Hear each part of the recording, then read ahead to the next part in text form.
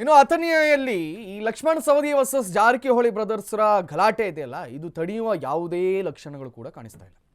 ಲಕ್ಷ್ಮಣ್ ಸವದಿ ವಿರುದ್ಧ ರಮೇಶ್ ಜಾರಕಿಹೊಳಿ ಮತ್ತೆ ಸಿಡಿದಿದ್ದಾರೆ.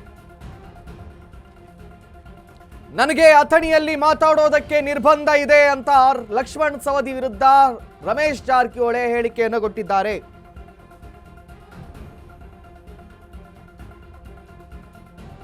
ನನ್ನ ಹಿತೈಷಿಗಳು ನನಗೆ ಮಾತನಾಡಬೇಡಿ ಎಂದಿದ್ದಾರೆ. ಹಂಗಾಗಿ ಸುಮ್ಮನಿದ್ದೀನಿ. ಇದರಿಂದ ನಾನು ಅಥಣಿ ರಾಜಕೀಯದ ಬಗ್ಗೆ ಮಾತನಾಡಲ್ಲ. ಮಾಜಿ ಸಚಿವ ರಮೇಶ್ ಜಾರಕಿಹೊಳಿ ಸ್ಫೋಟಕ ಹೇಳಿಕೆಯನ್ನು ಕೊಟ್ಟಿದ್ದಾರೆ. ಕಾಗವಾಡ ತಾಲೂಕಿನ ಕೆಂಪವಾಡ ಗ್ರಾಮದಲ್ಲಿ ಈ ಹೇಳಿಕೆಯನ್ನು ಕೊಟ್ಟಿರುವಂಥದ್ದು. ನಾನು ಅಥಣಿಯಲ್ಲಿ ಮಾತನಾಡಿದ್ರೆ ಹೊರಗಿನವರು ಎಂದು ಬಿಂಬಿಸ್ತಾರೆ. ಇದರಿಂದ ನನ್ನ ಹಿತೈಷಿಗಳು ಮಾತನಾಡಬೇಡಿ ಅಂತ ಹೇಳಿದ್ದಾರೆ. ಹಾಗಾಗಿ ನಾನು ಸುಮ್ಮನಿದ್ದೀನಿ, ನನ್ನ ಅಥಣಿಯ ರಾಜಕಾರಣದ ಬಗ್ಗೆ ಮಾತಾಡಲ್ಲ ಅಂತ ರಮೇಶ್ ಜಾರಕಿಹೊಳಿ ಹೇಳಿದ್ದಾರೆ. ಇತ್ತೀಚೆಗೆ ಬಹಳ ಗಲಾಟೆಗಳಾಯ್ತು ಇವರಿಬ್ಬರ ನಡುವಿನಲ್ಲಿ. ಯಾರ ನಡುವಿನಲ್ಲಿ?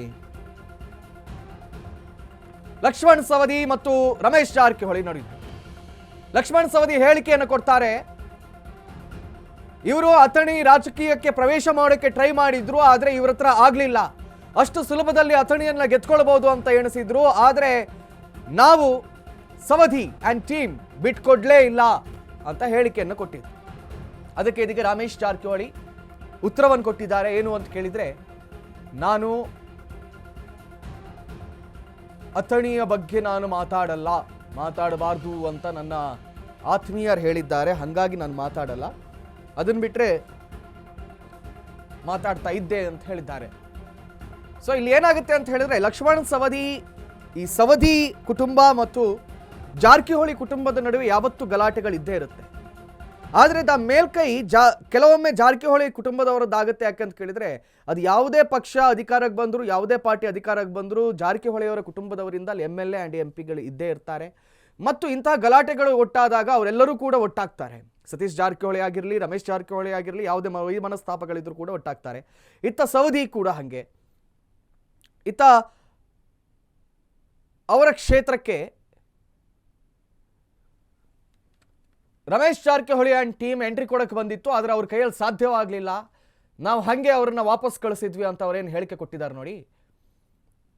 ಅದಕ್ಕೆ ಪ್ರತ್ಯುತ್ತರವಾಗಿ ರಮೇಶ್ ಜಾರಕಿಹೊಳಿ ಹೇಳಿದ್ದಾರೆ, ನಾನು ಅಥಣಿ ಬಗ್ಗೆ ಮಾತಾಡಲ್ಲ ಕಣ್ರಪ್ಪ, ನನ್ನ ಆತ್ಮೀಯರೆಲ್ಲ ಹೇಳಿದ್ದಾರೆ ಅಥಣಿ ಬಗ್ಗೆ ಮಾತಾಡಬಾರ್ದು ಅಂತೇಳಿ, ಅದಕ್ಕೆ ಅಥಣಿ ರಾಜಕೀಯದ ಬಗ್ಗೆ ನಾನು ಮಾತಾಡಲ್ಲ ಅಂತ ಹೇಳಿದಾರಂತೆ. ಈಗ ನಮ್ಮ ಹಿತೈಷಿಗಳು ಅಥಣಿಯಲ್ಲಿ ನಾನು ಮಾತಾಡೋಕೆ ನಿರ್ಬಂಧ ಮಾಡಿದ್ದಾರೆ. ನನಗೆ ನೀವು ಮಾತಾಡೋದು ನಾವು ಮಾತಾಡೋದು ನಿಮ್ಮ ಪರವಾಗಿ ಅಂತಾರೆ. ಅದಕ್ಕೆ ನಾನು ಮಾತಾಡೋಂಗಿಲ್ಲ. ಆದರೆ ಒಂದು ಯಾಕಪ್ಪ ಒಂದು ಪದೇ ಯಾಕಂದರೆ ಇಲ್ಲಿ ಅಥಣಿಯಲ್ಲಿ ಮಾತಾಡ್ರೆ ಹೊರಗಿನ ಅನ್ನೋಕೆ ಮಾತಾಡೋದು ಬಿಟ್ಟಿದ್ದಾನೆ. ಯಾಕೆ ನಾ ಬರೀ ಹೊರಗಿನ ಅನ್ನೋದ್ರಿಂದ ಅದಕ್ಕೆ ನಾವು ಮಾತಾಡ್ಬಿಟ್ಟಿದ್ದೇವೆ ನೋಡಿ. ಹಿಪ್ಪರಿಗೆ ಒಂದು ಸ್ಥಳೀಯ ಶಾಸಕರು ಬೇಜವಾಬ್ದಾರಿ ಸ್ಟೇಟ್ಮೆಂಟಿಂದ ರೈತರಿಗೆ ಭಾಳ ಅನಾಹುತ ಆಗಿದೆ. ಅದು ಇರ್ಬೋದು, ಅವ್ರು ಹೇಳಿದ್ದು, ಅವರು ಬುದ್ಧಿವಂತರು, ಸೀನಿಯರ್ ಶಾಸಕರು, ಅವ್ರು ಹೇಳಿದ್ರಲ್ಲಿ ಅರ್ಥ ಇರ್ಬೋದು.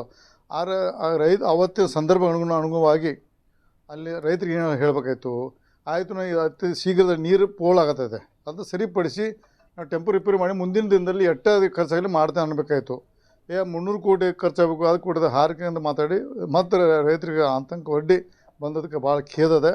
ಅದೇ ಶ್ರೀಮಂತ್ ಪಾಟೀಲ್ ಹೋಗಿ ಎಷ್ಟು ಚೆನ್ನಾಗಿ ಅವ್ರಿಗೆ ಉತ್ತರ ಹೇಳಿ ಬಂದ್ರೆ, ಅದಕ್ಕೆ ಅವರು ಅದನ್ನು ರಿಪೀಟ್ ಮಾಡಿದ್ರೆ ಶ್ರೀಮಂತ್ ಪಾಟೀಲ್ ಅವ್ರು ಹೋಗಿ ಅವ್ರು ಏನಿದೆ ಟೆಕ್ನಿಕಲ್ ಹೇಳಿ ಬಂದಾರೆ, ಅದನ್ನು ಪೋಲ್ ಆಗಬೇಕು. ಮೊನ್ನೆ ಅಸೆಂಬ್ಲಿ ಸಹಿತ ತೇಜಸ್ವಿ ಸಿದ್ದು ಸೌದಿ ಇರ್ಬೋದು, ಈ ಭಾಗದ ಎಲ್ಲ ಶಾಸಕರು ಭಾಳಷ್ಟು ಮಾತಾಡೋದ್ರ ಅವಾಗ ಸೌದಿಯವರು ಕಾಣಕ್ಕೆ ಇದ್ರಲ್ಲಿ ಗೊತ್ತಿಲ್ಲ ನನಗೆ. ಆಮೇಲೆ ಬಂದ್ರೆ ಕಾಣ್ತದೆ, ನಾನು TV ನೋಡಿದೆ.